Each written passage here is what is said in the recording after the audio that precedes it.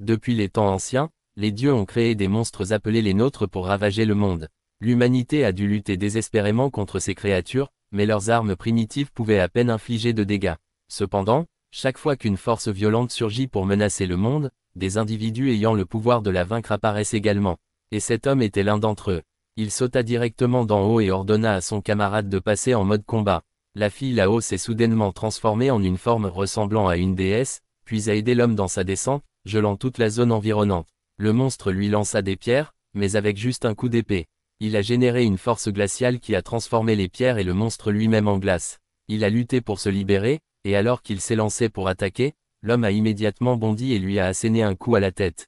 Après cela, l'intrigue principale de l'histoire a officiellement commencé. Dans une grande forteresse, une fille était retenue captive. Profitant de la vigilance des gardes, elle a brisé la porte de la prison et s'est échappée. Toute la forteresse s'est rapidement mobilisée pour la reprendre car elle était l'un de leurs sujets de test. N'ayant plus aucun endroit où courir, elle fut obligée de sauter directement dans la mer. Elle nagea ensuite jusqu'à un navire et rencontra le protagoniste principal, Jiro, le propriétaire du navire, qui passait ses journées à boire. La jeune fille lui a demandé la permission avant de se précipiter en ville. Peu de temps après, les gardes sont arrivés et ont demandé à Jiro s'il avait vu passer une fille habillée en noir. Il désigna la ville, les invitant à faire leur rapport à leur commandant. Pendant ce temps, la fille courait à travers la ville lorsqu'elle heurta accidentellement une femme âgée. Ruinait ses fleurs. La jeune fille sortit un tas d'or en guise de compensation, mais la femme ne prit qu'une seule pièce. Voyant que la fille semblait avoir faim, la femme s'est présentée comme QMI et a demandé son nom. La fille a hésité, alors QMI l'a ramenée chez elle. Les gardes sont passés plus tard, mais il était déjà trop tard, car QMI avait déjà emmené la fille. Les soldats sont ensuite revenus signaler à leur commandant, Misami, que le sujet de test s'était à nouveau échappé. Misami leur a ordonné d'utiliser tous les moyens nécessaires pour la ramener, même les méthodes les plus violentes. Il a ensuite pris un médicament de couleur bleue pour rester éveillé pendant son travail, mais il semblait qu'en plus du manque de sommeil, il avait également des problèmes mentaux. Pendant ce temps, QMI a donné à la fille un ensemble de vêtements à porter. Après l'avoir remerciée, la fille est partie.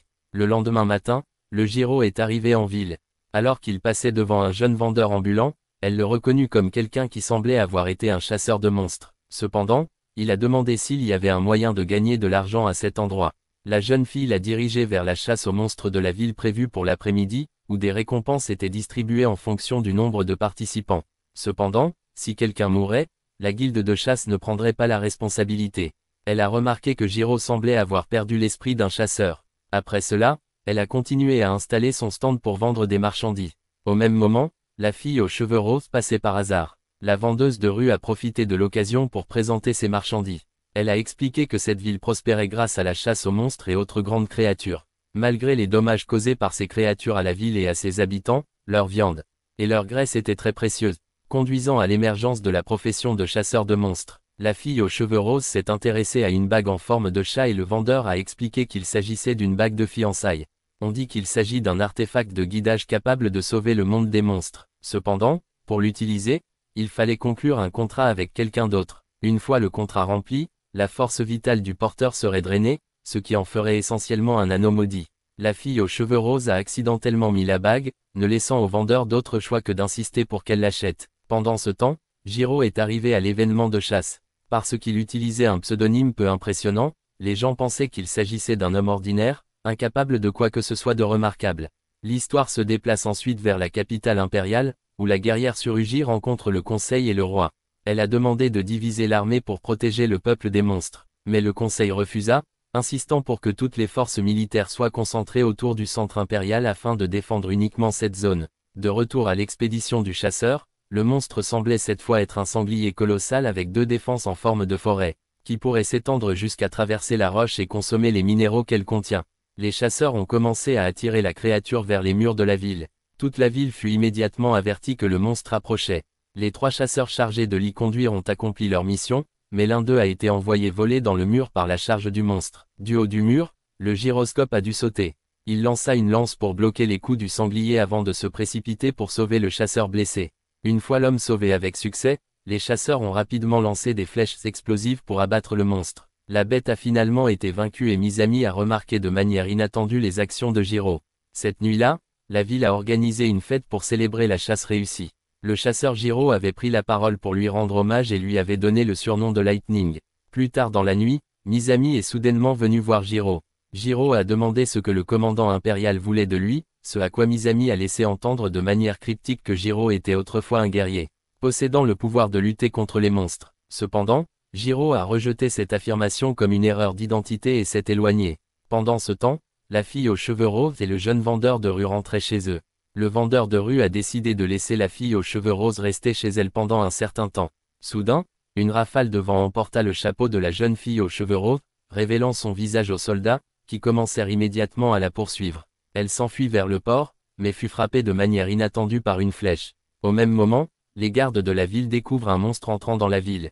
Les soldats remarquèrent alors l'aura sombre émanant de la fille aux cheveux roses, ce qui fit que 2 archers furent réduits en cendres. À ce moment précis, l'épée que le gyroscope avait stockée dans sa maison a commencé à bouger d'elle-même. Curieux, il sortit et vit la fille aux cheveux roses briller, ce qui lui rappela un ancien camarade. Il s'est rendu compte que ce qui se passait était l'activation d'une malédiction. Alors que le monstre faisait rage dans la ville, les soldats ont donné la priorité à la capture de la jeune fille plutôt qu'à la gestion de la menace immédiate. Jiro s'est précipité, coupant les flèches entrantes avant d'attraper la fille et de plonger dans la mer. Alors qu'ils étaient submergés, il tendit la main pour invoquer son arme et l'embrassa sur le front. Il lui a demandé son identité, à laquelle elle a répondu qu'elle était l'expérience numéro 22. Cependant, elle a ensuite décidé de prendre le nom de Kumi, celui de la vieille femme qui l'avait aidé. Jiro avait beaucoup de questions à lui poser, mais pour l'instant, arrêter le monstre était la priorité. Jiro et Kumi sont entrés en mode combat et ont fusionné leurs pouvoirs. À ce moment-là, l'histoire plongeait plus profondément dans le passé, révélant que les dieux avaient créé la Terre, mais que l'humanité la leur avait volée. En conséquence, les dieux ont invoqué des bêtes monstrueuses pour punir l'humanité, et en réponse, les humains ont fait appel au pouvoir des dieux pour riposter. Jiro émergea alors de l'eau, ses cheveux brillants et son épée transformée en lance. Kumi a demandé ce qu'elle devait faire pendant le combat, car c'était sa première expérience avec une telle bataille. Jiro lui a simplement dit de rester silencieuse. Il chargea ensuite en avant, lançant un coup qui renversa le monstre. Les deux continuèrent leur combat acharné, mais Jiro réalisa rapidement que le corps du monstre était trop dur pour être percé. Il fut bientôt attrapé par la créature, mais avant qu'elle ne puisse l'achever, quelque chose d'inattendu attira son attention, l'incitant à le jeter de côté. Kumi lui a demandé s'il allait bien, et Jiro a ignoré cela, plaisantant en disant qu'il avait simplement abusé de l'alcool cette nuit-là. Reprenant sa position, Jiro se lança sur le monstre et coupa l'un de ses bras. Cependant, la bête ne montrait aucun signe d'arrêt, ce qui a amené Kumi à spéculer que son point faible pourrait être l'œil au centre de sa tête. Jiro a décidé de suivre son intuition. Il grimpa sur le bras du monstre, puis se précipita en avant, enfonçant sa lance dans son œil. Il a ensuite agrandi l'arme, perçant tout le corps de la créature. Le monstre cessa tout mouvement et s'effondra. Jiro, ayant épuisé son énergie, tomba également inconscient à côté d'elle. Kumi n'était pas sûr de ce qui était arrivé à Jiro lorsque le jeune vendeur de rue est apparu. Elle s'est présentée comme Mia et a dit qu'elle emmènerait Jiro dans un endroit où il traitait des patients spéciaux comme lui. Le lendemain matin, Mizami est arrivé sur les lieux. Après avoir analysé les cendres laissées derrière, il en a déduit que Kumi avait réussi à libérer un type d'aura capable de transformer les humains en poussière au contact. Lorsque les monstres inhalent cette aura, ils deviennent agités et attirés par elle. Mizami fut bientôt informé qu'un guerrier avait pris Kumi et même tué le monstre qui faisait rage dans la ville. Sachant que le guerrier devait être blessé après la bataille, il ordonna aux soldats de fouiller tous les recoins de la ville. Pendant ce temps, les habitants de la ville étaient occupés à réparer les murs de la ville. Alors que Kumi et Mia allaient tranquillement au marché pour faire leurs courses, Kumi s'est enthousiasmé en voyant un type de pâtisserie et s'est précipité pour l'acheter. Mais Mia l'a exhorté à éviter de se faire remarquer car elle était toujours une fugitive recherchée. Mia voulait également se dépêcher de rentrer car Jiro était probablement sur le point de se réveiller. En plus de reconstruire les murs, les habitants de la ville ont également commencé le rituel de traitement du cadavre du monstre. Pendant ce temps, Jiro se remémorait des souvenirs d'il y a 5 ans, lorsque lui, son partenaire et 2 camarades combattaient d'innombrables monstres. À cause de la même malédiction que Kumi avait utilisée la nuit précédente, sa partenaire avait perdu la vie. Ses camarades l'avaient exhorté à l'abandonner et à s'enfuir, mais il avait refusé. Jiro s'est soudainement réveillé, seulement pour entendre Mia parler de la façon dont son baiser sur le front de Kumi était essentiellement une demande en mariage. Il s'est immédiatement précipité dehors, s'exclamant qu'il était à l'Olicane et qu'aucun mariage n'était en cours. Il a insisté sur le fait que ce qu'il avait accompli était un rituel contractuel. Il a expliqué que Kumi était connu comme le porteur du pouvoir du dieu, une force énorme qui, si elle n'était pas contrôlée, libérerait une aura qui attirait les monstres et anéantirait tout ce qui l'entourait. C'est précisément pour cela que des guerriers comme lui existaient pour servir de vaisseau pour supprimer le pouvoir des dieux. Jiro a alors demandé pourquoi les soldats étaient après Kumi, mais elle a été incapable de répondre. Ne voulant plus s'impliquer dans la cause des guerriers, il lui dit de trouver un autre guerrier et partit, lui conseillant de ne pas rester trop longtemps en ville. Cependant, Mia avait un plan. À la tombée de la nuit, elle était sûre que Jiro reviendrait pour récupérer l'arme qu'il avait laissée derrière lui. De plus, trouver un autre guerrier dans le monde n'était pas une tâche facile, ils ont donc dû le faire les accompagner. Kumi avait également un penchant croissant pour Jiro, notant qu'il avait une odeur agréable et chaleureuse. Ce soir-là, Mia emmena Kumi dans une taverne pour un repas. De façon inattendue, Kumi rencontre la vieille femme qui lui a donné le nom de Kumi. Cependant, les soldats sont rapidement arrivés après avoir reçu des rapports indiquant que leur sujet d'expérience était présent. Certains clients de la taverne ont exprimé leur mécontentement face aux troubles causés par les soldats. Kumi a essayé de se cacher sous une table, mais a été rapidement découvert. La vieille femme est intervenue pour la protéger, mais Kumi ne voulait pas lui causer de problème et a couru dehors. Soudain, son aura s'est enflammée, réduisant en cendres un soldat qu'elle a touché. Mia a dû l'assommer avant de pouvoir causer davantage de destruction. Mia et Kumi se sont finalement laissés capturer. Misami reçut bientôt la nouvelle que Kumi avait été repris et qu'un seul soldat était mort. Pour éviter des troubles inutiles, Misami a ordonné que la mort du soldat soit dissimulée. Pendant ce temps, Jiro rangeait son vaisseau lorsqu'il remarqua que son arme avait disparu. Dans leur cellule de prison, Mia et Kumi ont vu l'arme léviter et ont réalisé que Jiro avait commencé à la chercher. Ignorant où se trouvait son arme, Jiro se rendit d'abord chez Maya. Mais ni elle ni Kumi n'étaient là. En cherchant dans la ville, il rencontra par hasard une vieille femme qui l'informa que les deux filles avaient été enlevées par les soldats. Elle lui a également donné des fruits qui pouvaient restaurer la force d'un guerrier. Jiro les accepta et partit rapidement. Cette nuit-là, Jiro rôdait autour du navire militaire et confirma que les deux filles étaient détenues. Il a rapidement interrogé un garde, l'a assommé et s'est mis à leur recherche. Il les a rapidement trouvées et libérées. Après avoir récupéré son arme, Jiro a commencé à partir, faisant croire aux deux filles qu'il les abandonnait. Mais soudain, il leur ordonna de le suivre. Les soldats ont rapidement remarqué leur fuite et les ont encerclés. Misami a également été pris au dépourvu par la rapidité avec laquelle Jiro est revenu à sa vraie forme.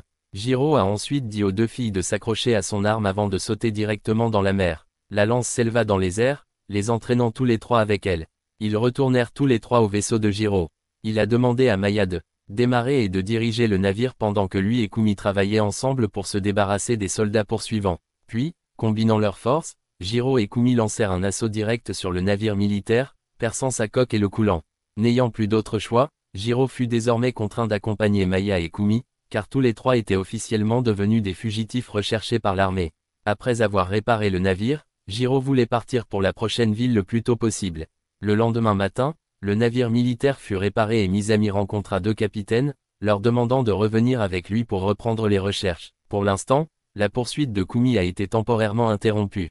Pendant ce temps, le groupe de Jiro continuait son voyage vers la ville suivante. Jiro a demandé à Maya si elle empruntait un chemin caché, et elle a confirmé qu'elle suivait ses instructions et que l'utilisation des routes principales garantirait leur capture. C'était aussi la première fois que Kumi voyait de la pluie.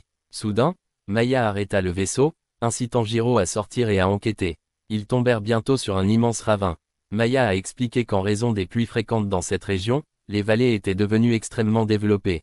Cependant, l'accumulation excessive des eaux de pluie avait conduit à la formation de ce ravin pour permettre à l'eau de s'écouler en contrebas. Comme leur navire ne pouvait pas traverser le ravin, ils n'avaient d'autre choix que d'attendre quelques jours que la pluie cesse et que le ravin se ferme naturellement. Cependant, Jiro leur a rappelé qu'ils n'avaient pas assez de provisions pour attendre plusieurs jours. Mia, imperturbable, a soudainement annoncé qu'elle avait un plan. Elle a dirigé le navire vers un village d'hommes-bêtes. Jiro s'inquiétait de savoir s'ils seraient les bienvenus, mais Maya le rassura. Elle s'est alors approchée d'un homme à l'air effrayant et a émis un son semblable à celui d'un chat. Derrière l'homme, une autre personne est apparue, quelqu'un qui ressemblait à Mia mais qui avait un chien perché sur sa tête. Les deux ne se connaissaient pas, mais Maya a au moins réussi à obtenir la permission pour que le groupe reste un moment.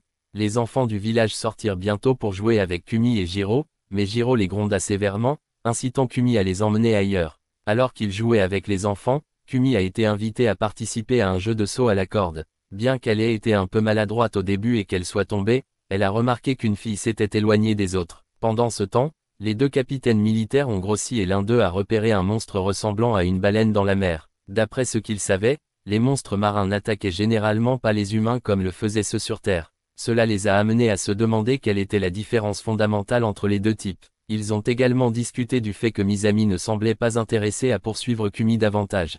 Le gros capitaine a fait remarquer que s'il était à la place de Misami, il ne voudrait pas non plus affronter Jiro. Cependant, il n'était pas certain que Misami ait réellement abandonné Kumi. De retour au village, Jiro a demandé à Mia à propos de la fille avec le chien sur la tête, mais Maya a simplement dit que c'était un secret. Kumi revint bientôt pour dîner avec le groupe. Après avoir mangé, Jiro a demandé s'il était autorisé à chasser dans la région. Mais avant que quiconque puisse répondre, un chasseur nommé Deagle est apparu et l'a mis en garde contre cela. Deagle a expliqué que les bêtes de cette région étaient bien plus dangereuses que celles d'ailleurs. Juste à ce moment-là, un jeune homme est arrivé, demandant à devenir l'apprenti de Deagle. Deagle a refusé, alors le jeune homme a demandé à apprendre l'escrime. Deagle a promis de lui enseigner après son retour de mission, puis il est parti. Kumi a ensuite demandé à Jiro si Deagle était fort, et Jiro a répondu distraitement qu'il était très fort. En entendant cela, Kumi s'est immédiatement enfui, me laissant invisiblement irrité contre Jiro. En errant, Kumi a rencontré par hasard la même fille qui s'était éloignée plus tôt. La fille essayait d'attraper des lucioles sur un arbre, mais elle est tombée accidentellement. De façon inattendue, le jeune homme qui avait suivi Deagle est arrivé juste à temps pour la rattraper. Voyant que ses mains étaient écorchées, Kumi a bandé ses blessures. La fille la remercia avant de s'enfuir rapidement. Le jeune homme s'est présenté comme marin, tandis que la fille s'appelait Dii. Même s'ils vivaient ensemble, ils n'étaient pas réellement frères et sœurs. Marin a expliqué que dans la tribu des hommes bêtes, les relations de sang n'étaient pas particulièrement importantes, le simple fait de vivre ensemble faisait d'eux une famille. Son objectif était de devenir un guerrier des dieux pour protéger le village des monstres, et il avait choisi Deagle comme modèle idéal en raison de sa force. Pendant ce temps, Mia a demandé à Jiro s'il n'avait vraiment pas l'intention de se battre à nouveau, car le fait que les monstres étaient devenus plus forts récemment était indéniable. Cependant, Jiro n'avait aucune envie de chasser, surtout dans ce village, craignant que les villageois fassent des histoires parce qu'ils avaient un guerrier des dieux parmi eux. Mia accepta à contre-cœur, car il semblait que Deagle avait déjà sondé la force de Jiro plus tôt. À ce moment-là, Deagle et son groupe de chasse étaient engagés dans une bataille avec plusieurs monstres ressemblant à des éléphants. Deagle a bloqué le chemin du monstre de tête avant de le plaquer au sol, permettant aux chasseurs de tirer leurs flèches. Cependant, juste à ce moment-là, ils rencontrèrent une autre créature ressemblant à un éléphant, celle-ci avec des yeux rouges brillants. De retour au village, Marin cherchait Dii, mais ne la trouvait nulle part. Craignant qu'elle soit sortie du village pour jouer, il partit précipitamment à sa recherche. Soudain, la nouvelle du monstre aux yeux rouges parvint au village. Kumi s'est précipité pour informer Jiro, qui est immédiatement allé évaluer la situation, pour finalement découvrir que Deagle revenait blessé avec le groupe de chasse. Kumi a ensuite informé le chef du village que Dii avait disparu. Personne dans le village ne savait où elle était allée, mais à ce moment-là, Dii apparut soudainement, portant l'épée de Marin. Elle avait apporté l'épée pour la donner à Kumi, ayant remarqué que Kumi semblait troublé par quelque chose. Cependant, Kumi refusa l'épée et le chef du village conseilla à Dii de la rendre à Marin. Le chef a également révélé que Dii était un enfant rare au sein du village, elle possédait la capacité de lire dans les pensées des autres. C'est seulement à ce moment-là que Deagle s'est rendu compte que Marin était introuvable. Kumi a mentionné que Marin était allé dans la forêt pour chercher Dii, ce qui a incité le village à se mobiliser à sa recherche. Cependant, à ce moment-là, Marin était déjà poursuivi par le monstre éléphant aux yeux rouges et se rendit vite compte qu'il avait oublié d'apporter son épée. N'ayant pas d'autre choix, Jiro a été contraint d'agir. Il ordonna à Mia de préparer le navire pour une évasion rapide, s'assurant qu'il se concentrerait uniquement sur le sauvetage de Marin, plutôt que d'engager le monstre aux yeux rouges dans la bataille. Marin trébucha et tomba juste devant l'éléphant aux yeux rouges, forçant Jiro à se précipiter pour le sauver. Il a dit à Marin de battre en retraite, mais le monstre a soudainement développé des appendices ressemblant à des tentacules et a attaqué Jiro. Ne voulant pas perdre plus de temps, Jiro fusionna à contre-cœur avec Kumi pour se battre. Il esquiva rapidement les attaques de tentacules, puis se précipita en avant, enfonçant sa lance dans l'œil du monstre avant d'activer une capacité d'extension pour l'achever. Cependant, Marin avait été témoin de la transformation de Jiro en guerrier des dieux. Jiro lui ordonna de retourner au village et lui interdit de dire un mot de ce qu'il avait vu. Après le départ de Jiro, Deagle et les villageois sont arrivés. Bien qu'il ne savait pas qui avait tué le monstre aux yeux rouges, Deagle avait une idée. Il a dit à Marin d'aller lui exprimer sa gratitude, ce que Marin a rapidement fait. À ce moment-là, le groupe de Jiro s'est rendu compte que le ravin n'était pas encore fermé. Marin les a rattrapés et a insisté pour remercier Jiro de lui avoir sauvé la vie, jurant de protéger son secret à tout prix. Le groupe retourna ensuite au village, et cette fois Jiro ne s'opposa plus lorsque les enfants du village s'accrochaient à lui, il ne les grondait plus. Pendant ce temps, sur Agi, une guerrière de l'Empire, recevait continuellement des rapports de monstres aux yeux rouges apparaissant les uns après les autres, la laissant incertaine de ce qui se passait. Plusieurs jours plus tard, le groupe de Jiro séjournait toujours dans le village des hommes bêtes. Jiro passait son temps à jouer avec les villageois, tandis que Kumi mangeait sans faim, à la grande frustration de Maya, tous deux profitant, alors qu'elle était celle qui payait tout. Kumi a décidé qu'elle devait faire quelque chose pour rembourser Maya. Cependant, avant qu'elle ne puisse agir, Jiro est arrivé en courant et a déclaré que cette fois, il offrirait un repas aux deux filles. Maya lui a demandé où il avait trouvé l'argent, et Jiro a révélé avec suffisance son précieux atout auquel il avait triché au jeu ces derniers jours. Il a soutenu que puisque personne n'avait été blessé, tout allait bien. Juste à ce moment-là, une femme bête lapine entra inopinément dans le restaurant. Les autres villageois semblaient éprouver une certaine hostilité à son égard, mais Kumi s'approcha d'elle comme un membre du personnel, lui offrant une serviette pour sécher ses cheveux et lui demandant avec curiosité le contenu de sa valise. La jeune fille a révélé que sa valise contenait des herbes médicinales et s'est présentée comme Rona, un médecin itinérant qui soignait les gens partout où elle allait. Elle a ensuite demandé à Kumi si elle était seule ici, seulement pour remarquer Jiro et Maya assis à proximité. En s'approchant d'eux, Rona a invité Jiro à un jeu de hasard, et il a accepté de jouer. Mais peu de temps après, Rona avait complètement vidé les poches de Jiro. Pourtant, avec l'état d'esprit d'un vrai joueur, Jiro était déterminé à regagner ses pertes. Il a posé sa dernière pièce sur la table, mais Rona a refusé de jouer avec quelqu'un qui n'avait plus d'argent. Au lieu de cela, elle a exigé que Jiro parie sur Kumi. S'il perdait, il devrait lui remettre Kumi. Jiro, cependant, a invoqué son arme et l'a mise en jeu à la place. Cette tournure inattendue des événements a rapidement conduit à un malentendu. Rona avait supposé que Jiro était un trafiquant d'êtres humains et essayait de sauver Kumi de lui. Jiro s'est rendu compte que, comme d'habitude, le problème venait de Kumi, mais Maya a souligné que le vrai problème était le visage de Jiro, il le faisait ressembler exactement à un criminel. Jiro a alors demandé à Rona de récupérer son arme, mais elle n'a jamais dit qu'elle la lui rendrait. Puisqu'il avait perdu le pari, elle pensait qu'il devait en accepter les conséquences. Elle a également conseillé à quelqu'un d'aussi imprudent que lui d'arrêter d'être un chasseur. À ce moment-là, quelqu'un s'est précipité pour signaler que la pluie devenait plus forte et que le village pourrait bientôt être inondé. Le chef du village avait un plan pour éviter le désastre, mais il nécessitait l'aide de Jiro. Il y avait un abri sur plus loin, et le chef voulait que Jiro aide à transporter des fournitures là-bas. Maya a immédiatement accepté, mais Jiro a demandé pourquoi il n'essayait pas d'abord de bloquer l'inondation avec des sacs de sable, étant donné qu'il restait encore un jour avant que les eaux ne submergent complètement le village. Le chef a cependant estimé que c'était trop risqué, donnant la priorité à la sécurité des villageois. Ne voyant pas d'autre option, Jiro accepta d'aider. À l'aide de son navire, Jiro a transporté les biens des villageois jusqu'à l'abri, tandis que Marin et Deagle sont restés sur place pour s'assurer que personne n'était laissé pour compte. Cependant, ils ont bientôt repéré une vague massive qui approchait. Cette vague, cependant, n'était pas naturelle, elle avait été créée par un monstre géant ressemblant à un poisson. La créature a frappé Deagle, brisant son épée et l'envoyant voler avant de replonger dans les eaux boueuses. Deagle a été amené à Rona pour les premiers soins, tandis que Jiro interrogeait Marin sur l'apparence du monstre. Marin a expliqué que cela ressemblait à un poisson et qu'il était caché dans la boue.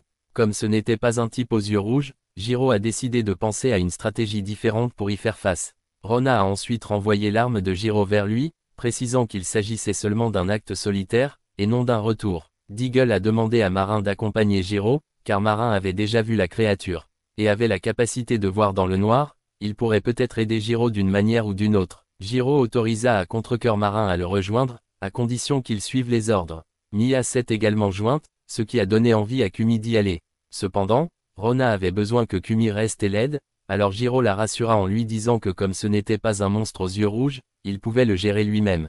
Les trois hommes sont alors partis à bord du navire, suivant les eaux du déluge pour localiser la créature. Ils ont repéré un tourbillon, soupçonnant que le monstre se trouvait en dessous. Jiro a attaché une chaîne à son arme et l'a jetée dans le vortex. Alors que la chaîne entière se dénouait, le navire fut soudainement tiré, ce qui signifiait que le poisson avait mordu à l'appât. Pendant ce temps, Deagle a entamé une conversation avec Kumi sur ses origines. Elle a révélé qu'elle était orpheline jusqu'à ce qu'elle rencontre Jiro. Deagle a noté qu'elle était semblable à Marin.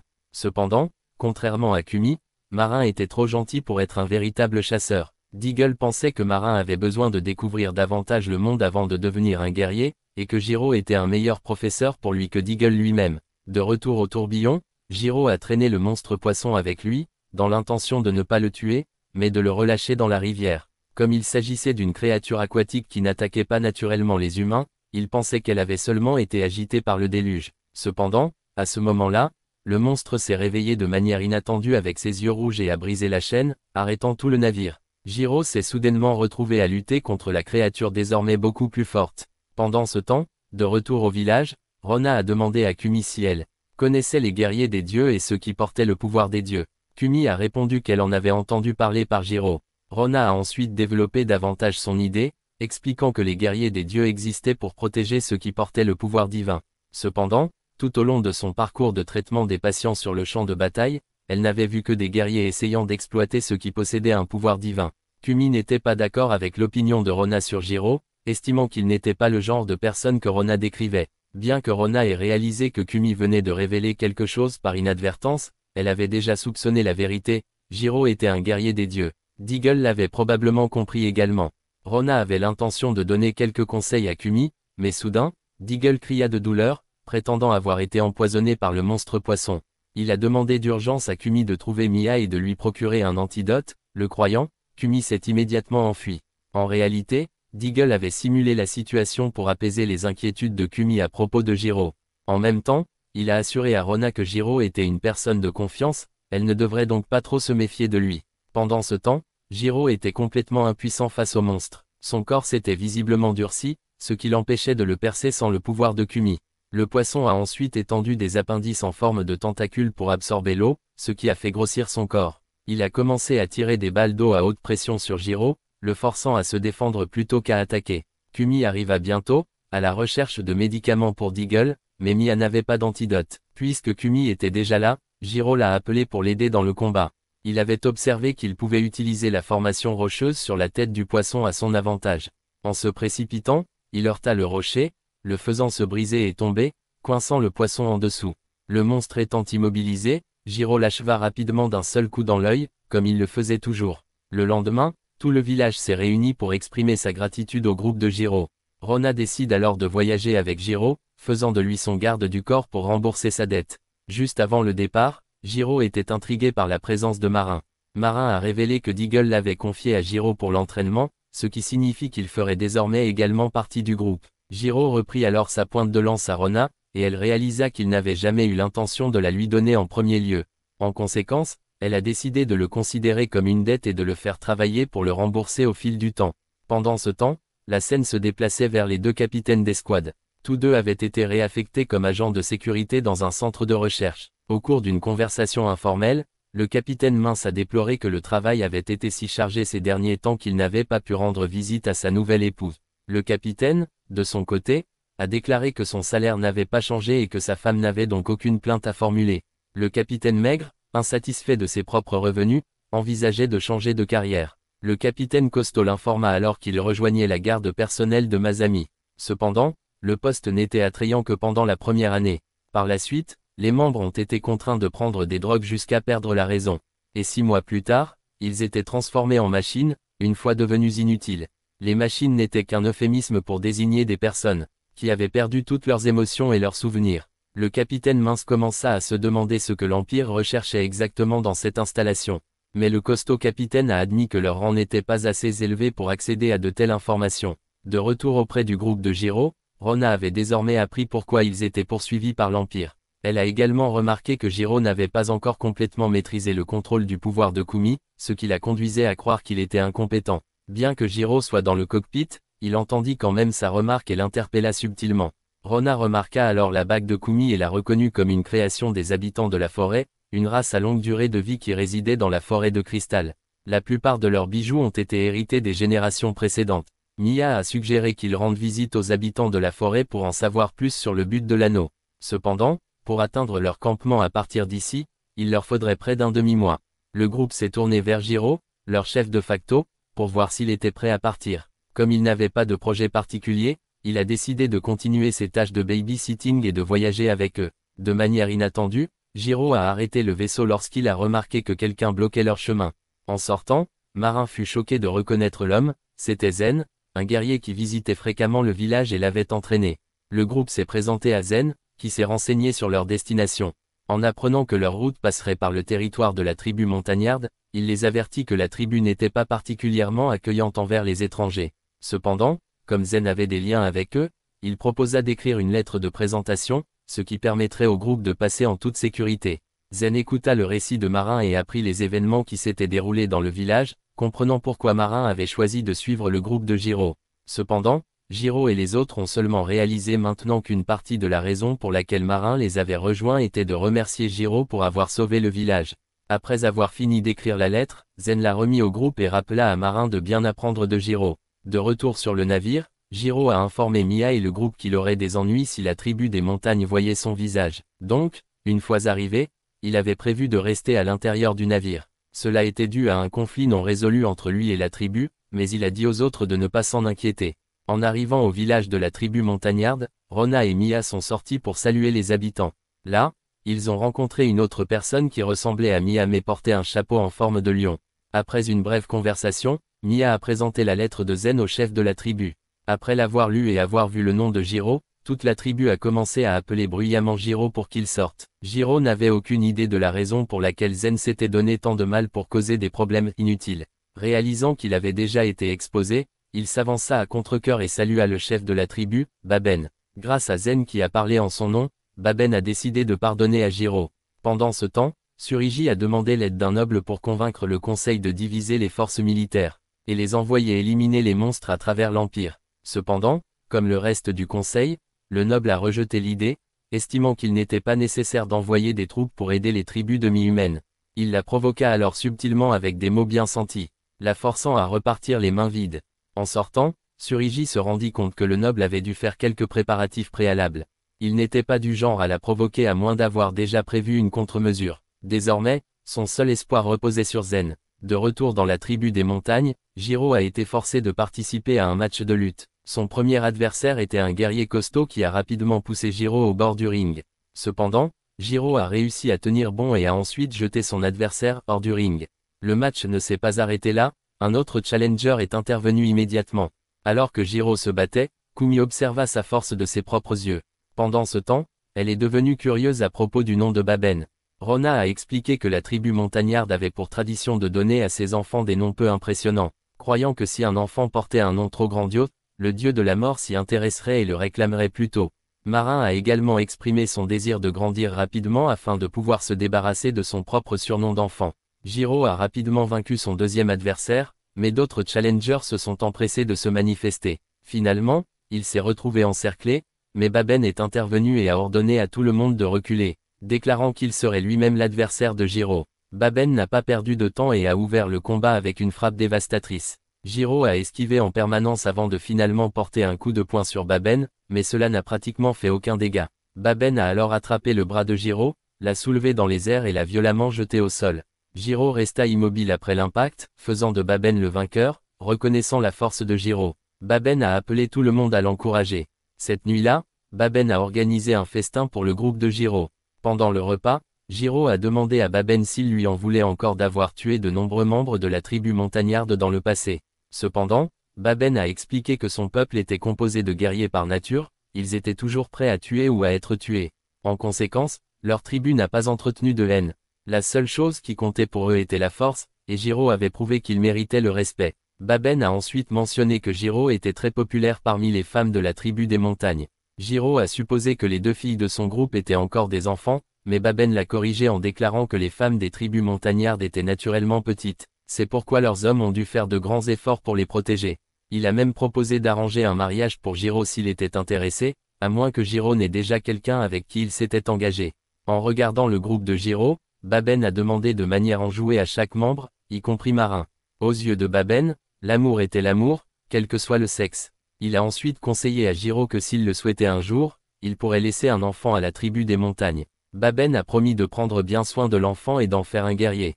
Soudain, une alarme retentit, un monstre attaquait. La tribu montagnarde a immédiatement attiré la créature dans l'arène. Le premier adversaire de Jiro et Marin est entré dans l'arène pour affronter le monstre, mais l'épée de Marin s'est brisée après un seul coup, alors il s'est rendu. L'oncle de la montagne, cependant, était toujours capable de faire face au monstre en utilisant sa forte puissance physique. Mais le monstre est soudainement apparu avec des yeux rouges et a fait sortir l'oncle de l'arène, alors Jiro et Baben ont rapidement fusionné pour rejoindre le combat. Baben chargea et attaqua, mais fut poussé hors de l'arène par le monstre, laissant Jiro prendre le contrôle du combat. Marin a dit à Baben de briser le sol de l'arène, et Baben a frappé un coup qui a fissuré le sol, faisant perdre l'équilibre au monstre et le faisant se retourner. Jiro a rapidement sauté et l'a poignardé dans l'œil, tandis que Baben attaquait sa queue pour l'empêcher de riposter. Le monstre a été vaincu. Le lendemain matin, l'oncle fut honoré pour sa contribution dans la lutte contre le monstre et reçut un titre plus fort en guise d'hommage. Pendant ce temps, 2 individus suspects se trouvaient sur la montagne, se préparant à libérer 5 autres monstres dans le village. Mais Zen est apparu de manière inattendue et s'est occupé de tous. L'homme aux cheveux blancs a rapidement bloqué le coup de Zen, et la femme derrière lui a utilisé l'énergie noire pour repousser Zen. Elle était sur le point de fusionner, mais l'homme aux cheveux blancs pensa que c'était inutile et se lança dans la bataille, bloquant les mouvements de Zen. Zen brise rapidement son emprise et récupère son arme. Il lui a demandé s'il avait été envoyé par Misami, mais l'homme est resté silencieux. Il repoussa Zen et commença à contre-attaquer. Cependant, Zen n'a révélé aucune faiblesse et a rapidement lancé un coup qui a coupé le corps de l'homme en 2. Mais ce que Zen avait frappé n'était qu'une image rémanente, et le vrai corps était derrière lui. Zen a déclenché un coup d'énergie d'épée, provoquant la chute de rocher sur la tête de l'homme. Bien que l'homme aux cheveux blancs ne soit pas mort, Zen s'était déjà enfui. Misami, à ce moment-là, rencontrait le noble. Le noble a demandé comment le plan progressait, et Misami l'a informé que quelqu'un avait interféré avec leur plan.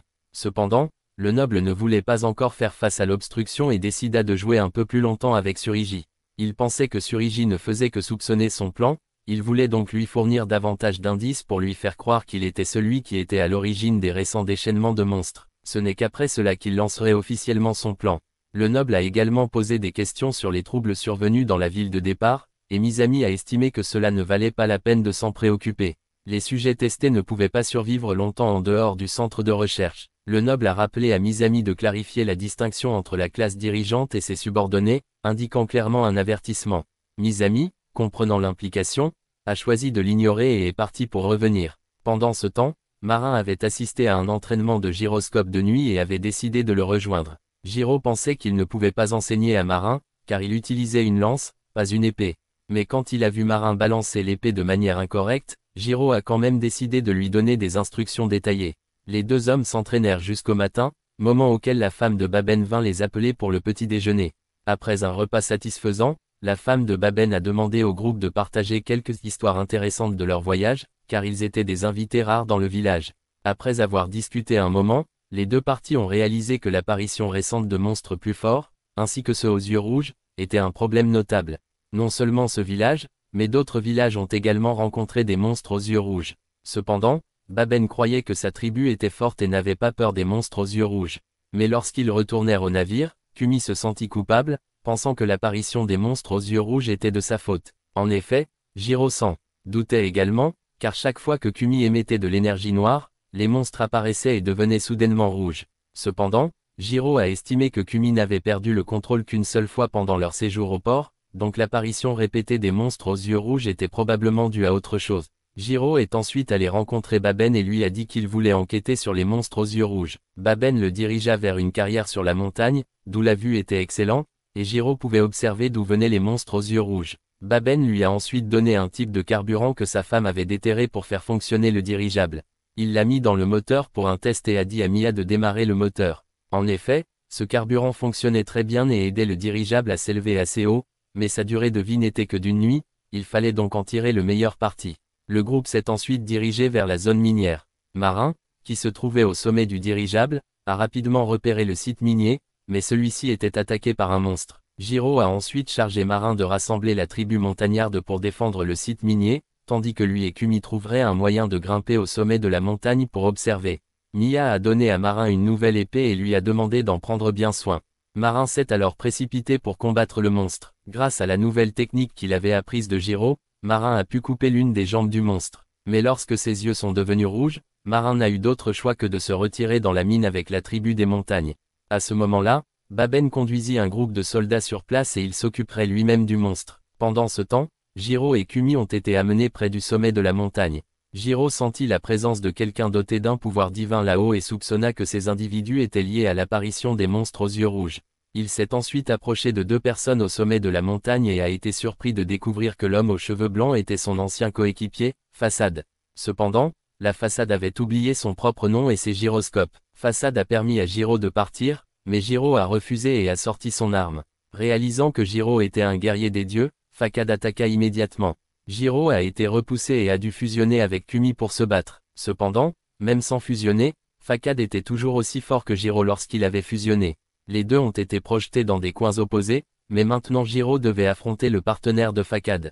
Kumi réalisa soudain que son adversaire était aussi quelqu'un comme elle.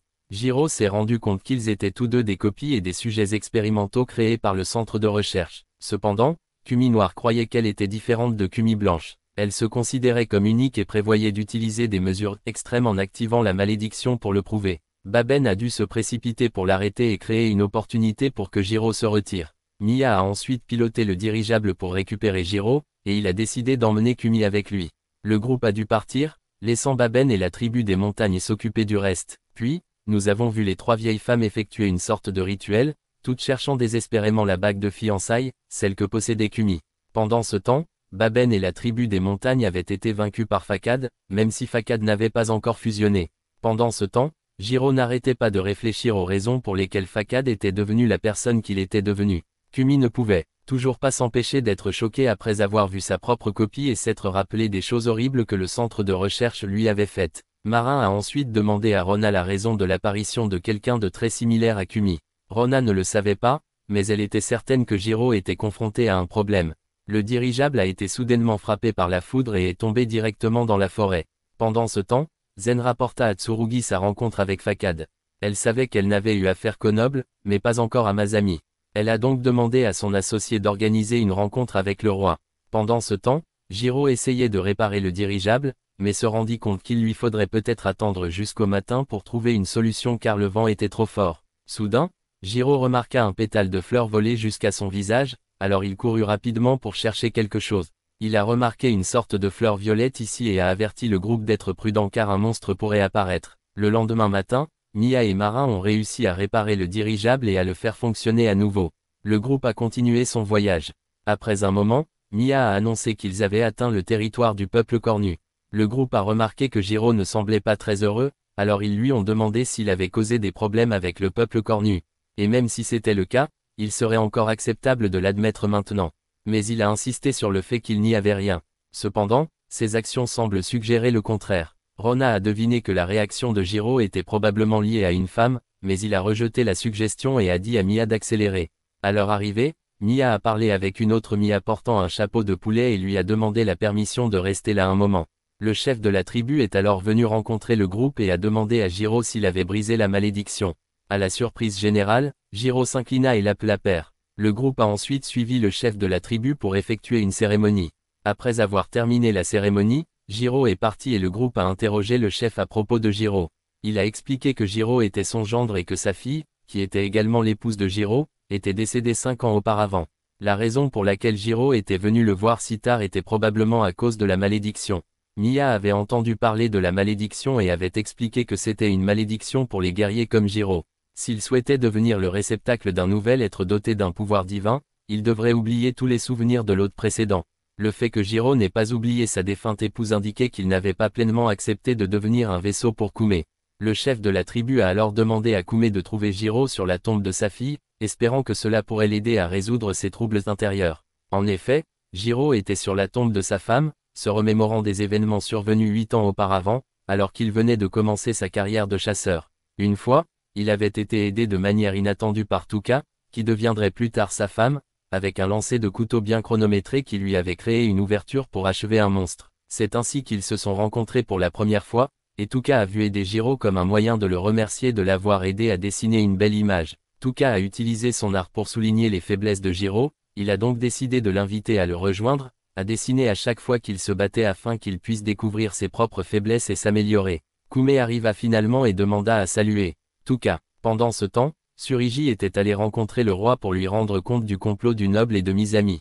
Ce plan avait pour but de retourner les tribus sous-humaines contre l'Empire. Le roi ordonna au conseil de partir et activa ensuite un cercle magique où Tsurigi venait de le rencontrer. Il lui dit d'ignorer le noble et d'aller chercher l'anneau. Tsurigi réalisa que le roi lui demandait de traquer le groupe de Jiro. Mais le cercle magique l'a forcé à obéir sans résistance. Jiro a ensuite partagé avec Kume son temps avec Tuka. Il avait rencontré le chef de la tribu très tôt et lui avait demandé la permission d'emmener Tuka en voyage. Ils ont voyagé dans de nombreux endroits, dessinant tout et rencontrant divers monstres. Au fil du temps, Jiro fut reconnu par l'Empire et reçut un fruit qui lui conférait la force d'un guerrier. Cependant, il ne réalisait pas qu'en acceptant ce fruit, il était devenu lié à l'Empire et était forcé de participer à des missions qui ne l'intéressaient pas. Un jour, Jiro se voit confier une mission avec Tsuriji et Façade. À ce moment-là, Tsuriji voulait être promue. Une fois au pouvoir, elle avait prévu de mettre un terme à cette guerre inutile et de profiter d'une vie à la campagne. Cependant, ironiquement, même si Tsuriji avait atteint son objectif, elle n'a pas pu tenir sa promesse au groupe. Le quartier général lui a ordonné de revenir et seul Jiro, sa femme et les autres ont dû faire face à un cauchemar. Les monstres qui les attaquaient étaient des géants qui pouvaient parler. Ils ont rapidement assommé tout le monde et Tuka a dû se sacrifier pour protéger Jiro et les autres. Elle a réussi à vaincre les petits monstres, mais le chef géant est apparu après. D'une manière ou d'une autre, Jiro a survécu et il était maintenant déterminé à utiliser la vie que Tuka avait sauvée pour aider Kume. Kume avait résolu son conflit intérieur et réalisé ce qu'elle voulait vraiment sauver pour les autres comme elle, les copies.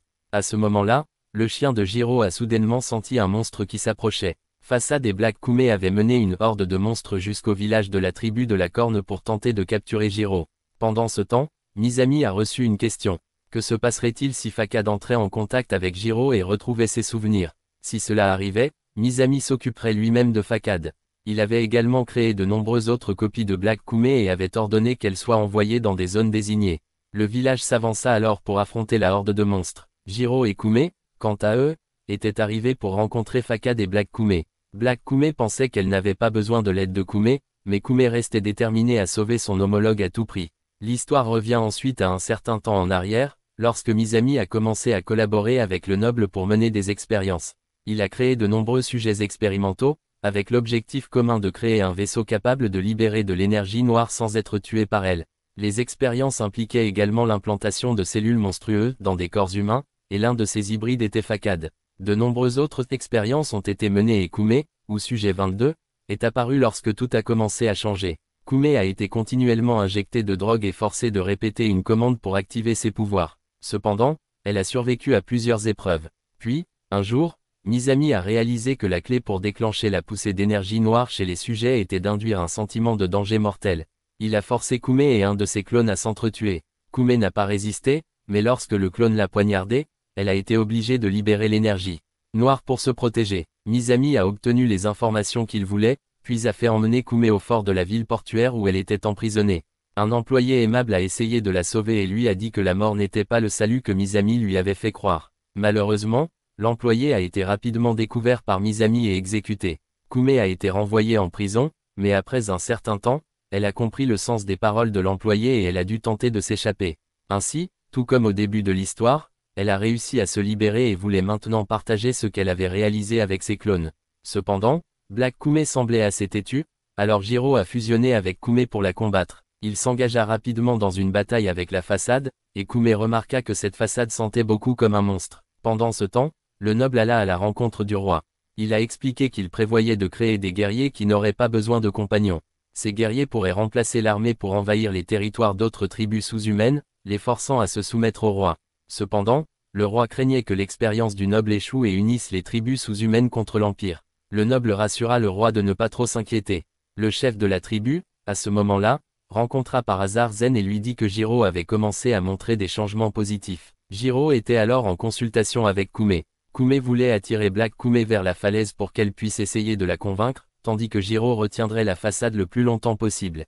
Ils se séparèrent et Kume grimpa rapidement sur le chien pour partir, tandis que Jiro continuait à se battre contre la Façade. Zen réalisa que puisque Jiro et Kume s'étaient séparés, il devait diviser le groupe pour les aider tous les deux. Jiro luttait contre la Façade lorsqu'il réussit à frapper l'image rémanente de la Façade laissée derrière lui. Cependant, Jiro avait déjà anticipé le schéma d'attaque de Façade et a rapidement pointé sa lance derrière lui. Zen est alors apparu pour retenir complètement la Façade, tandis que Kume s'est approché de Black Kume et lui a montré ses souvenirs, espérant l'éclairer. Après avoir vu les souvenirs, Black Kume a eu un réveil, comme Kume l'avait espéré. Cependant, alors que Kume revenait en courant pour informer les autres des progrès de Black Kume, elle a soudainement déclenché un mécanisme de Misami, et a commencé à montrer des signes d'une explosion imminente. Kume a essayé d'arrêter l'explosion, mais Black Kume ne pouvait plus l'arrêter elle-même.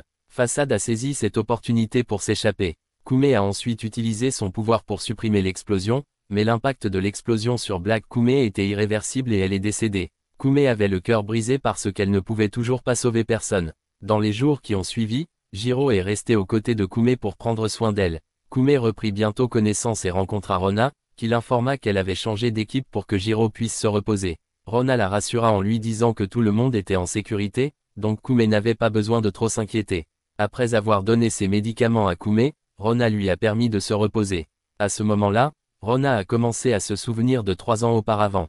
Lorsqu'elle travaillait comme médecin de campagne, Rona avait vu de nombreuses personnes être blessées et beaucoup mourir. Cependant, parmi eux, il y avait un couple composé d'un guerrier et d'un compagnon. Le guerrier a demandé à Rona de l'examiner et de le soigner, ignorant le fait que son compagnon était également blessé. Comme il croyait que son compagnon pouvait être remplacé autant de fois que nécessaire, cela n'avait pas beaucoup d'importance. La jeune compagne, semblait-il, acceptait simplement son sort sans résistance. Après que la bataille se soit temporairement apaisée, Rona a découvert le corps du compagnon sur le champ de bataille, tandis que le guerrier avait disparu. À partir de ce moment-là, elle commença à mépriser les guerriers. Cependant, maintenant elle réalisa qu'elle pouvait faire confiance à Jiro. Kume s'est réveillé plus tard et a également réveillé Jiro. Il décida d'apporter quelque chose à Kume, mais il ne pouvait lui apporter que du riz nature, car Rona ne lui avait pas encore donné de vraie nourriture. Marin a posé des questions sur le centre de recherche d'où Kume s'était échappé. Bien que ce soit un sujet délicat, Jiro sentit que le moment était venu pour Kume de tout révéler. Kume a ensuite partagé avec le groupe qu'elle avait été confinée dans une zone fermée et qu'elle aurait été tuée si elle avait tenté de s'échapper. Mais si elle était restée, elle aurait dû se battre chaque jour pour sa vie contre un clone d'elle-même. Quant à la raison pour laquelle ils ont fait cela, Jiro avait entendu dire que l'Empire essayait de créer des compagnons artificiels, et trouver un moyen pour qu'ils perdent le contrôle sous leurs ordres. Pour ce faire, ils ont soumis les sujets à un lavage de cerveau pour leur faire croire que la mort était le salut. Grâce à cela, ils ont pu créer des bombes à forme humaine qui n'avaient pas peur de la mort, et pourraient anéantir une ville entière sans utiliser aucune force militaire. Kume voulait maintenant vraiment sauver les clones comme elle dans le centre de recherche, même si elle avait le cœur brisé de ne pas avoir pu sauver une seule personne. Jiro n'a pas reproché à Kume de s'être échappé. Au lieu de cela, il décida qu'à partir de maintenant, il ne s'enfuirait pas non plus et aiderait Kume à sauver ses amis. Mais juste à ce moment-là, le chef de la tribu est arrivé. Il ne pouvait pas laisser Kume et le groupe partir, car il pensait qu'elle était très dangereuse. À ce moment-là, les groupes Mia portant des chapeaux de chat et de chien s'étaient rassemblés. Et il a été révélé que la Mia avec le chapeau de chat et la Mia avec le chapeau de chien avaient échangé leur position dès le début pour exécuter un certain plan, un impliquant l'anneau et une personne que Mia appelait le maître. Pendant ce temps, Rona avait prévu qu'il serait capturé après l'explosion provoquée par le Kume noir. Elle a ensuite aidé le groupe à s'échapper, mais le chef de la tribu a bloqué leur chemin, refusant de les laisser partir. Il ne pouvait pas permettre à quelqu'un d'aussi dangereux que Kume de se déplacer librement. Juste à ce moment-là, Zen est apparu, disant qu'il s'occuperait des deux côtés, et ensuite aller à Mizami pour enterrer cela dans la recherche humaine dans l'obscurité. La raison pour laquelle il faut traiter avec la tribu des cornes et le groupe de Jiro, c'était pour s'assurer qu'il ne restait plus de témoins. Kume a commencé à paniquer et a commencé à émettre de l'énergie sombre, mais Rona est intervenue pour arrêter Zen. Elle a insisté sur le fait qu'il ne permettrait pas qu'une guerre éclate entre les tribus et l'Empire. Mais si Zen les tuait ici, Nia révélerait tout au monde.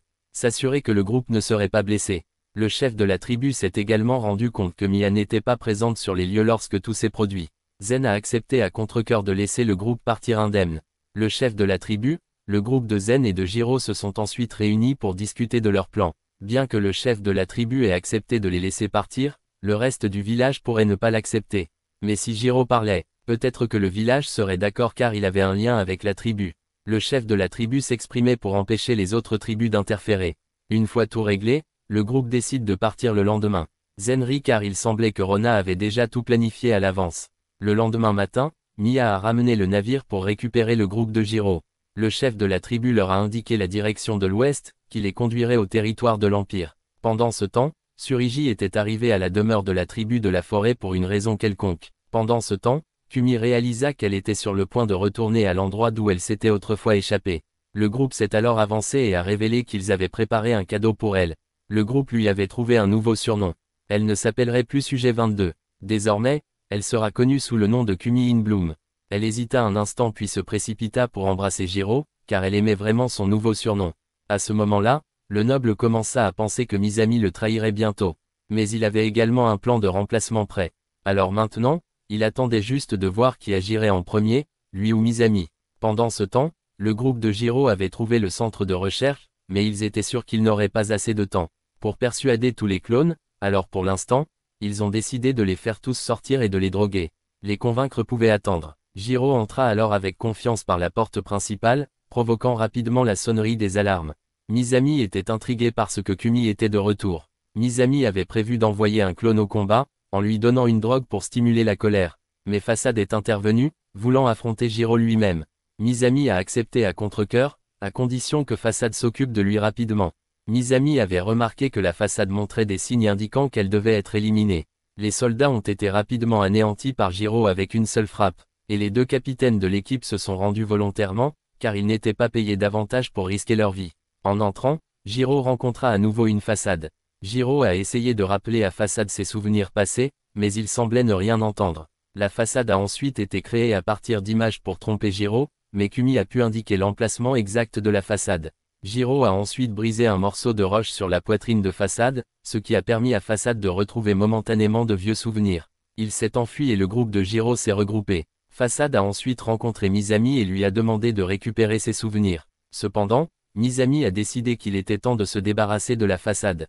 Il a soudainement révélé un œil rouge et une façade étranglée à mort. Pendant ce temps, le groupe de Jiro est entré dans la zone de détention des clones, mais les clones avaient déjà été emmenés, ne laissant qu'un seul clone les attendre. Jiro s'est rapidement précipité pour vaincre le clone et a demandé à Rona de le contrôler et de l'emmener dehors une fois que tout serait terminé. Alors qu'ils s'enfonçaient plus profondément dans l'installation, ils atteignirent une pièce remplie de clones. Jiro n'a pas pu s'occuper de tous, mais la salle a ensuite téléchargé une commande qui a provoqué l'évanouissement de tous les clones. Jiro confia la tâche aux trois autres et, avec Kumi, avança plus profondément.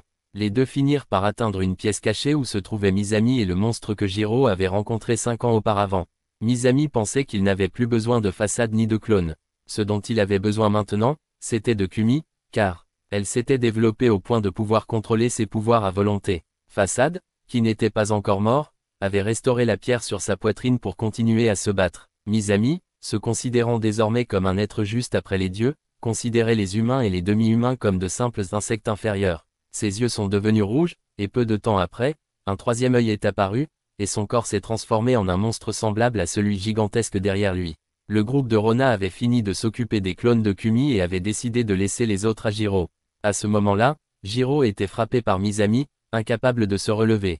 Misami a ensuite traîné Kumi hors du corps de Jiro et lui a demandé de le suivre si elle voulait que Jiro vive. Il s'est moqué du surnom que le groupe avait donné à Kumi, ce qui l'a rendue furieuse. Elle réussit de manière inattendue à contrôler le monstre géant derrière elle, qui tendit la main et attrapa Misami, l'avalant tout entier. Kumi s'est alors évanoui et Jiro a dû la porter hors du centre de recherche en train de s'effondrer.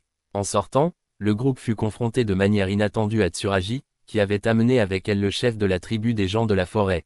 Jiro a expliqué que Misami était mort et qu'il pouvait désormais faire ce qu'il voulait. Après avoir examiné la situation, le chef de la tribu de la forêt leur a dit qu'il y avait deux options pour gérer les choses. L'un consistait à éliminer Kumi pour enterrer toute l'expérience dans l'obscurité, et l'autre était de sceller tous les pouvoirs de Kumi et de lui donner une nouvelle identité afin qu'elle puisse vivre une vie normale. Cependant, le temps du jugement était proche. Les peuples de la forêt croyaient que lorsque le monde atteindrait un certain point, les dieux descendraient pour décider de tout. Et l'apparition des monstres aux yeux rouges prouvait qu'ils étaient l'avant-garde des dieux. Soudain, Kumi a rencontré un problème et s'est effondré au sol. Après vérification, Tsuragi a appelé Jiro pour parler. Elle a dit à Jiro que la durée de vie de Kumi était très courte, car Misami l'avait forcé à porter trop de puissance dans son corps. Elle avait pensé que sceller les pouvoirs de Kumi aiderait à prolonger sa vie. Mais il semblait que la durée de vie de Kumi avait déjà été raccourcie au point où rien ne pouvait la sauver. Au mieux, Kumi ne pourrait vivre qu'un an de plus. En entendant cela, Jiro se sentit le cœur brisé et ne savait plus comment faire face à Kumi. Le lendemain matin, Kumi a pris l'initiative d'approcher Jiro. Elle a remarqué que Jiro semblait lui cacher quelque chose, car il agissait maladroitement. Elle a fait semblant d'avoir tout entendu, espérant que Jiro avouerait. Il a dû lui dire qu'elle ne vivrait plus très longtemps. Cependant, Kumi n'était pas triste car elle aurait dû mourir dans le centre de recherche. Mais grâce à sa rencontre avec Jiro, elle a pu vivre une vie heureuse et se faire de nombreux nouveaux amis. Plus tard, le groupe a essayé de se diriger vers le campement des habitants de la forêt. À leur arrivée, Jiro remarqua que chaque tribu avait sa propre Mia. Le groupe a rapidement retrouvé le chef de la tribu de la forêt, qui a mentionné que cela faisait 200 ans que personne de l'extérieur n'était venu lui rendre visite. La zone était paisible et n'avait jamais été attaquée par des monstres. Le chef de la tribu avait préparé une pièce pour le groupe, et c'est alors que Jiro a remarqué que la bague de Kumi avait disparu. Elle a expliqué que c'était Tsuragi qui l'avait pris. Surigi a ensuite apporté la bague pour la montrer au chef de la tribu, qui a confirmé que le temps du jugement approchait. Le groupe s'est vite rendu compte qu'un festival avait lieu et Kumi a voulu s'y joindre. Rona a vérifié et a constaté que Kumi était en bonne santé, alors Jiro l'a emmené au festival. Pendant que Kumi jouait avec les enfants, Rona rappela à Jiro qu'une année de la vie de Kumi pouvait équivaloir à 10 ans de la sienne. Mais grâce à Kumi, il avait retrouvé la joie. Après cela, Kumi a couru vers Jiro, mais s'est soudainement senti mal, alors il l'a emmené se reposer. Cette nuit-là, Kumi s'est réveillé et a appris que Jiro était parti quelque part avec Surigi. Marin est parti à la recherche de Jiro. Mia était également impliquée et Rona a emmené Kumi chez le chef de la tribu pour discuter du rituel du plafond. Le chef de la tribu les a ensuite conduits dans un sous-sol. Il a expliqué que les peuples de la forêt vivaient en paix grâce à leur longue durée de vie, ce qui entraînait de faibles taux de reproduction. Pour compenser cela, la tribu avait créé une salle pour faire des clones. À l'origine, cela était destiné à augmenter leur population, mais Mizami l'avait volé pour ses propres desseins maléfiques. Malgré cela, le chef de la tribu considérait désormais Kumi comme un membre de la tribu parce qu'elle était née de là. Kumi était heureuse d'avoir trouvé un endroit qu'elle pouvait appeler chez elle. Pendant ce temps, Surigi a donné à Jiro un appareil de communication au cas où quelque chose de grave se produirait. Le lendemain, les gens de la forêt se sont réunis pour accueillir Kumi dans la tribu. Comme personne ne s'y opposa, le rituel du plafond était sur le point d'avoir lieu. Le chef de la tribu a dit à Kumi de toucher le bloc de métal, qui absorberait la puissance de son corps. Et elle ne devait pas lâcher prise jusqu'à ce que toute sa puissance soit épuisée. Kumi a suivi les instructions et a commencé à émettre de l'énergie sombre. Au même moment, un grand nombre de monstres aux yeux rouges sont arrivés et ont commencé à attaquer la colonie des habitants de la forêt. Jiro reçut rapidement des nouvelles de Surigi et se précipita dans la bataille. Kumi voulait aider Jiro, mais le chef de la tribu et Rona ont insisté pour qu'elle reste et accomplisse le rituel car ils voulaient tous qu'elle vive plus longtemps. Cependant, Kumi ne voulait pas vivre en voyant tout le monde mourir, alors elle a choisi d'aider Jiro. Rona a respecté sa décision et lui a permis d'arrêter le rituel. Kumi s'est alors enfui pour trouver Jiro, remerciant tout le monde pour leur gentillesse de vouloir l'aider. Pendant ce temps, Mia s'était réunie avec les autres Mia, et il fut révélé que Mia était en fait celle envoyée par les dieux pour se préparer au moment du jugement. Maintenant que les dieux commençaient à se réveiller, Mia serait chargée de préparer l'étape finale. Zen était également arrivé et s'était rendu compte qu'il était peut-être trop tard. Jiro retrouve ensuite Kumi. Les deux ont dû se cacher dans un coin pour se regrouper, et Jiro ne comprenait pas pourquoi Kumi avait abandonné le rituel. Elle a expliqué qu'elle ne voulait pas mettre tout le monde en danger, puis les deux se sont disputés. Cependant, Jiro a dû accepter les souhaits de Kumi. Les deux hommes rencontrèrent alors de manière inattendue Façade, qui avait perdu la mémoire et avait confondu Jiro avec Azami, cherchant à se venger. Jiro a pris la main de Kumi pour qu'ils puissent fusionner et se battre ensemble. À ce moment-là, toutes les tribus combattaient désespérément les monstres aux yeux rouges qui continuaient à apparaître. Marin a rencontré par hasard la tante de Kumi, qui lui a demandé si Kumi allait bien. Voyant l'hésitation de Marin, elle réalisa que quelque chose n'allait pas avec Kumi. Pendant ce temps, Surigi remarqua que la situation s'était stabilisée, mais elle ne pensait pas que le moment du jugement allait se terminer comme ça. Soudain, un énorme monstre est apparu de l'extérieur, engendrant continuellement plus de monstres aux yeux rouges. Bien que d'autres zones aient également été attaquées, seul cet endroit a été témoin du monstre géant. Surigi a appelé Jiro pour lui demander de s'occuper du géant, mais il était toujours pris par la Façade. Façade, une fois de plus, a utilisé son mouvement à grande vitesse pour créer des images rémanentes, mais a été attaqué par un monstre. Dans sa colère, il chargea l'œil du monstre, mais le monstre ne tomba pas, alors Jiro dut l'achever. Cependant, pendant le combat, Façade en a profité pour attaquer et a assommé Jiro. Zen est alors apparu et a décidé de donner à Façade les souvenirs qu'il recherchait. La tante de Kumi est également venue vérifier sa santé. Par la suite, elle a réveillé Jiro et lui a donné, ainsi qu'à Kumi, un fruit pour récupérer leur énergie.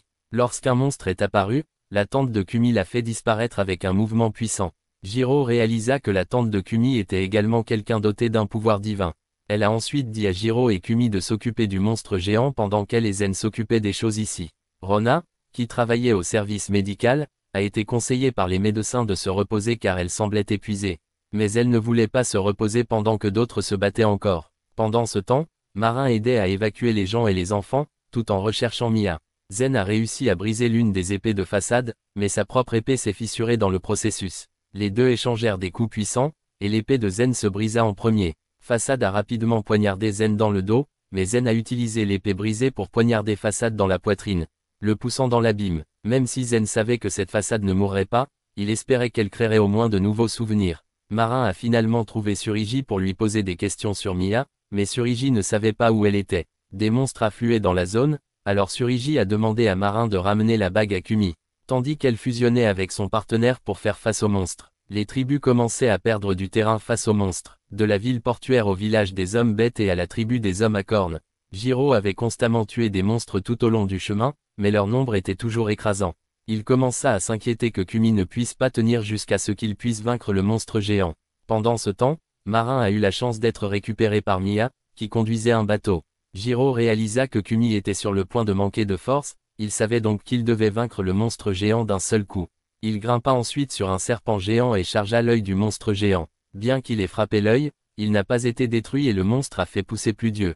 Jiro était complètement épuisé et Kumi était sur le point d'activer la malédiction pour tout détruire. Jiro l'arrêta, et à ce moment-là, Marin et Mia arrivèrent. Mia a permis à Marin de prendre le contrôle du vaisseau pendant un moment, puis s'est téléporté là où se trouvaient Jiro et Kumi. Mia les a téléportés tous les deux dans un autre espace et s'est transformée, grandissant. Elle a dit à Jiro que pour vaincre le monstre, il devrait utiliser le véritable pouvoir de la bague de fiançailles. Mia a donné la bague à Kumi et lui a demandé de déverser toutes ses émotions dedans pour libérer toute sa puissance. Par la suite, Mia a ramené Jiro dans le monde réel. Kumi s'est transformée en une forme de déesse et tenait un anneau, qu'elle utilisait pour abattre tous les monstres dans une vaste zone. Le monstre géant, cependant, tenait toujours bon. Il a commencé à riposter, mais Kumi avait désormais la capacité de se défendre contre ses attaques. Elle concentra alors toute son énergie dans un coup final.